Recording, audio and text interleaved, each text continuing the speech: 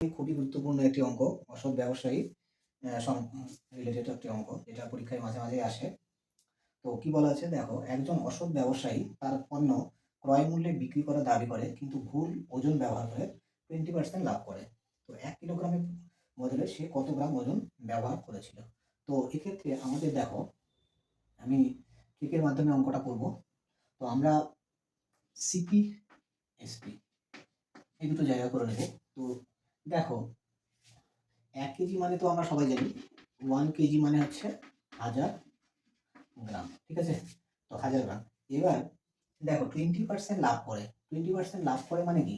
যদি আমার 100 টাকার সামগ্রী হয়, সেটা হচ্ছে 20 টাকা বেশিতে বিক্রি করবে, অর্থাৎ 120 টাকায় সে সেল করবে। আচ্ছা, এবার তো এখানে বলা আছে সে ভুল ওজন ব্যবহার করে, মানে কম ওজন ব্যবহার করে।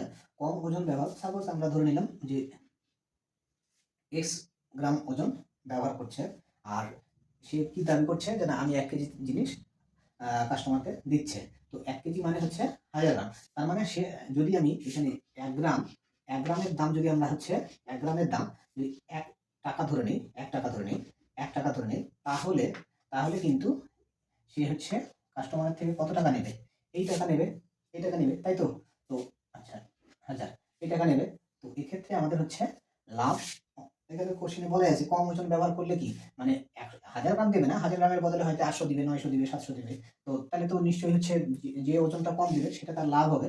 তো সেটা আমাদের হচ্ছে শতকরায় ব্যবহার করতে হবে। তো এক্ষেত্রে দেখো, আমাদের এই যে বিষয়টা, এইটা কিন্তু হচ্ছে আমাদের এই অঙ্কের ক্ষেত্রে লাগছে না। বিভিন্ন অন্যান্য অঙ্কের ক্ষেত্রে যেগুলো প্যাটার্ন একটু আলাদা থাকে এই রিলেটেডই, তো সেটাতে কিন্তু লাগে। তো আমি এইটা হচ্ছে কিন্তু এখানে ইউজ করছি না, না করেই করা যাবে, এই দুটোর উপর বেস করেই করা যাবে। তো সে 1 কেজির বদলে তোমার হচ্ছে 1 কেজি মানে 1000 গ্রাম, 1000 গ্রামের বদলে X গ্রাম দিচ্ছে। তাহলে এক্ষেত্রে নিশ্চয়ই লাভ হবে। তাহলে লাভ কত হবে? দেখো, লাভ হবে আমাদের, লাভ কত হবে? তাহলে 1000 মাইনাস X টাকা লাভ হবে, এই টাকা লাভ হবে, তাই তো? তো এটা হচ্ছে লাভ হবে। তো এটার পার্সেন্টেজ কত হবে? তো এটা দেখো, লাভের পার্সেন্টেজ যদি আমরা বের করি, তাহলে লাভের পরিমাণ বাই ক্রয় মূল্য, তো এইটা হচ্ছে ক্রয় মূল্য x। আর আমাদের এক্ষেত্রে লাভ বের করতে গেলে আরেকটা কি করতে হয়?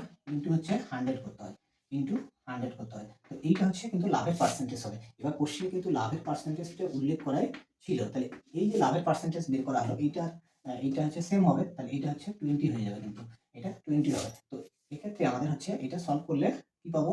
দেখো, 20 দিয়ে যদি আমরা কাটাকাটি করি, তাহলে এটা হচ্ছে কত? 5, ঠিক আছে? আচ্ছা, 5। তাহলে এইটাকে আমরা যদি সলভ করি, তো দেখো আমি এখানে করছি।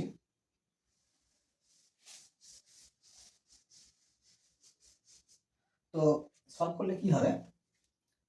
দেখো, এখানে 5 থাকলো, তাহলে 5 দিয়ে এটা গুণ হবে। তাহলে 5 দিয়ে গুণ হলে 5 দিয়ে গুণ হলে হচ্ছে 5000 মাইনাস 5x ইকুয়াল টু হচ্ছে x। তো এক্ষেত্রে আমরা এই 5x কে ওপার যদি নিয়ে যাই, তাহলে কত হবে? ওপার নিয়ে গেলে 5000 ইকুয়াল টু 6x। তাহলে এক্ষেত্রে x ইকুয়াল টু কত হবে? তো x ইকুয়াল টু, দেখো এটাকে যদি আমরা 2 দিয়ে কাটি, 2 দিয়ে কাটলে হচ্ছে এখানে 3 হচ্ছে, আর 2 দিয়ে কাটলে কিন্তু এটা 2 দিয়ে কাটলে কত হবে? 2500। আচ্ছা, এবার হচ্ছে x ইকুয়াল টু কত হবে? এটা বাই 3, অর্থাৎ x এর মান কিন্তু এটাকে 3 দিয়ে ভাগ করলে হবে। তো আমি এটা মনে মনে করছি, 3 দিয়ে ভাগ করলে প্রথমে 8 বার যাবে। তো 3 8 24, হাতে 1 থাকবে, 0 নামবে। তারপর হচ্ছে তোমার হচ্ছে 3 বার যাবে, আবার হচ্ছে 10 হবে, আবার 3 বার যাবে। এবার দশমিক দিয়ে যদি আমরা হচ্ছে 0 নেই, তাহলে আবার হচ্ছে 3 বার, অর্থাৎ এরকম ভাবে কিন্তু চলতে থাকবে এটা। তো তাহলে অসাধু ব্যবসায়ী, অসাধু ব্যবসায়ী সে হচ্ছে কাস্টমারকে 1 কেজির বদলে কিন্তু এত গ্রাম জিনিস দেবে।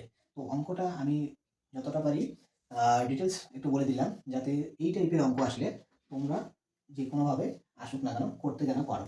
তো এটা, তো চলো